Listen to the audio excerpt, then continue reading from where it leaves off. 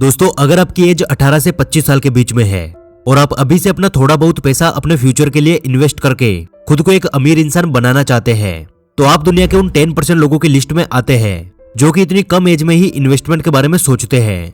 क्योंकि 90% लोग या तो 30 से 35 साल की एज के बाद इन्वेस्टमेंट के बारे में सोचते हैं या फिर कभी सोचते ही नहीं। तो अगर आपकी एज 18 से 25 साल के बीच में है तो आप इसका भरपूर फायदा उठा सकते हैं, क्योंकि इस समय आपकी रिस्क टेकिंग कैपेसिटी सबसे ज्यादा होती है। क्योंकि इस एज में आपके ऊपर ज्यादा जिम्मेदारियां नहीं होती और अगर आप अभी से ही इन्वेस्टमेंट करना शुरू करते हैं तो आप फ्यूचर में एक बहुत अमीर इंसान बन सकते हैं। तो दोस्तों, आज की हमारी इस वीडियो में हम बात करने वाले हैं अमीर बनने के सबसे शानदार नियम के बारे में, जिसे अल्बर्ट आइंस्टाइन ने दुनिया का 8वां अजूबा भी कहा है, जिसका नाम है पावर ऑफ कंपाउंडिंग। आज हम पावर ऑफ कंपाउंडिंग के 3 सबसे इंपॉर्टेंट रूल्स के बारे में बात करने वाले हैं, जिन्हें कोई भी इंसान इस एज में फॉलो करके एक टाइम बाद अपनी थोड़ी बहुत सेविंग्स को भी इन्वेस्ट करके एक बहुत अमीर इंसान बन सकता है।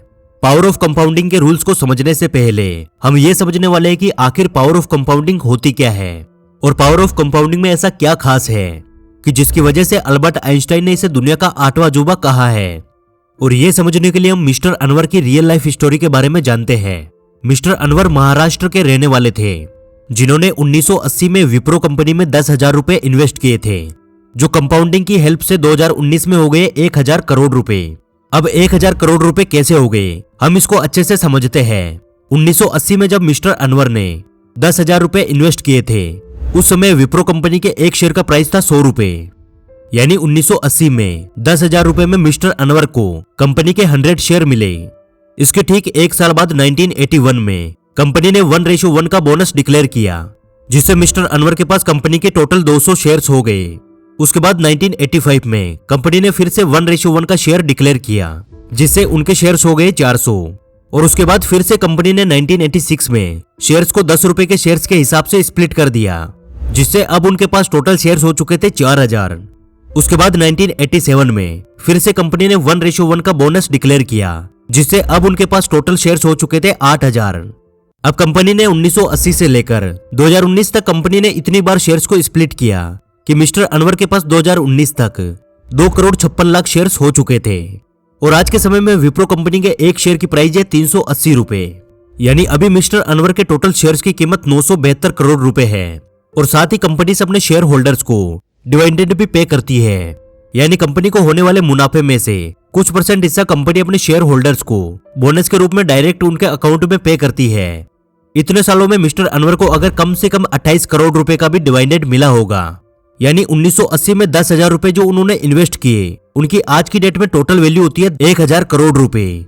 मिस्टर अनवर की इस स्टोरी से आपको ये तो आइडिया हो गया होगा कि आखिर पावर ऑफ कंपाउंडिंग में कितनी पावर होती है। अब हम ये समझते हैं कि अगर आज की डेट में आप अपने थोड़े से पैसे को इन्वेस्ट करते हैं तो कैसे पावर ऑफ कंपाउंडिंग काम करती है। मान लीजिए आप और आपका कोई बेस्ट फ्रेंड दोनों के पास 1-1 लाख रुपए है और आप दोनों ही अपने 1-1 लाख रुपए को 40 सालों के लिए इन्वेस्ट करना चाहते हैं। और फिर दोनों अपने अपने हिसाब से अपने 1 लाख रुपए को इन्वेस्ट करते हैं। लेकिन आपका दोस्त 1 लाख रुपए को सिंपल इंटरेस्ट के साथ अपने बैंक एफडी में इन्वेस्ट कर देता है, जहां उसको 15% का सिंपल रिटर्न मिलता है। लेकिन वही आप अपने 1 लाख रुपए को 15% के कंपाउंडिंग रिटर्न पे इन्वेस्ट करते हैं। आप दोनों का अमाउंट बिल्कुल सेम है और दोनों ने ही 40 सालों के लिए इन्वेस्ट किया है। लेकिन अब 40 साल बाद जब आपका दोस्त अपना पैसा लेने जाएगा तो उसे बैंक एफडी से 7 लाख रुपए मिलेंगे। यानी उसके 1 लाख रुपए की वैल्यू 40 सालों में 7 लाख रुपए हो चुकी है। लेकिन जब आप अपने पैसे को देखोगे तो आप ये देखकर हैरान रह जाओगे कि आपके उस 1 लाख रुपए की वैल्यू 15% कंपाउंडिंग रिटर्न की वजह से 40 सालों में 3,99,00,000 रुपए हो चुकी है। यानी ऑलमोस्ट 4 करोड़ रुपए। तो दोस्तों, ये फर्क होता है पावर ऑफ कंपाउंडिंग और सिंपल रिटर्न में। और यही वजह है कि अल्बर्ट आइंस्टाइन ने पावर ऑफ कंपाउंडिंग को दुनिया का 8वां अजूबा कहा है। तो अब हम बात करते हैं पावर ऑफ कंपाउंडिंग के 3 सबसे इंपॉर्टेंट रूल्स के बारे में, जिन्हें आप यूज करके लॉन्ग टाइम में बहुत अच्छा खासा पैसा बना सकते हैं। Rule number 1, invest in fundamental strong company. सबसे पहले हमें किसी ऐसे कंपनी में इन्वेस्ट करना चाहिए जो कि स्मॉल कैप कंपनी हो और उसका फंडामेंटल इतना स्ट्रॉन्ग हो कि वो आगे चलकर लार्ज कैप कंपनी बन सके। और यही हुआ मिस्टर अनवर के साथ।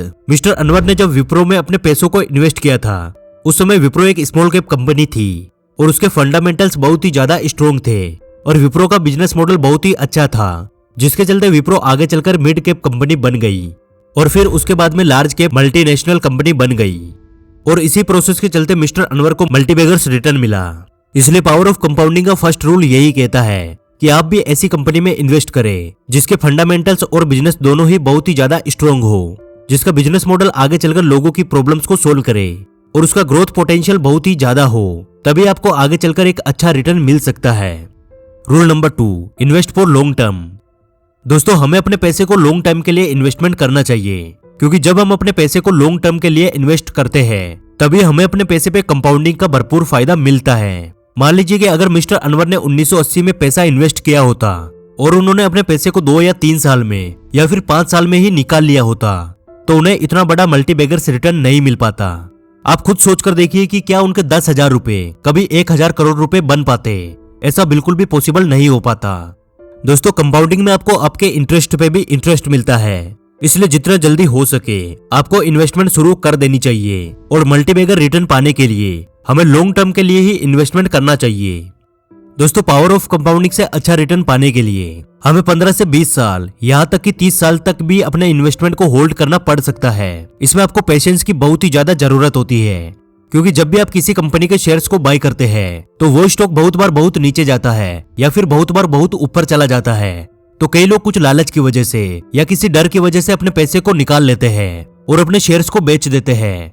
लेकिन लॉन्ग टर्म इन्वेस्टिंग में आपको अपने शेयर्स को बेचना नहीं है, बल्कि पेशेंस रखना है, क्योंकि लॉन्ग टर्म में एक अच्छा स्टॉक हमेशा ऊपर ही जाता है।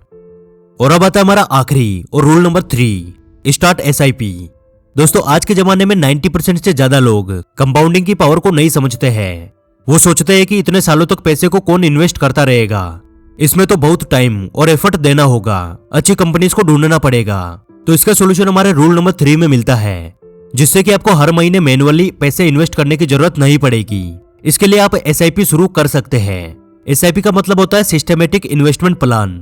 SIP का सबसे बड़ा फायदा यह होता है कि आपकी इन्वेस्टमेंट हर महीने ऑटोमेटिक होता रहता है। इसके लिए आपको शुरुआत में जो प्रोसेस होता है एक बार उसे करना पड़ता है और महीने की एक डेट और एक अमाउंट सेट करना होता है जितना भी आप अपना इन्वेस्टमेंट करना चाहते हैं। उसके बाद ऑटोमेटिक आपके बैंक अकाउंट से SIP के थ्रू आपका इन्वेस्टमेंट होता रहता है। लॉन्ग टाइम तक रेगुलर अपनी सेविंग्स को इन्वेस्ट करने के लिए हमें SIP जरूर करनी चाहिए। बिना SIP हर महीने इन्वेस्टमेंट करना, वो भी इतने लंबे टाइम तक, 99% लोगों के लिए इम्पॉसिबल होता है। हम एक टाइम बाद इन सब चीजों से बोर हो जाते हैं और उन्हें छोड़ देते हैं। तो दोस्तों, आज की वीडियो से यदि कुछ नया सीखने को मिला तो वीडियो को लाइक कर देना। और अभी आपकी एज क्या है और आप महीने की कितने रुपए तक की सेविंग्स कर लेते हैं, कमेंट बॉक्स में लिखकर जरूर बताना। और हमारे साथ हमेशा ऐसे ही जुड़े रहने के लिए आप हमारे चैनल द योगी को सब्सक्राइब कर लीजिए। जल्दी मिलेंगे अगली वीडियो में।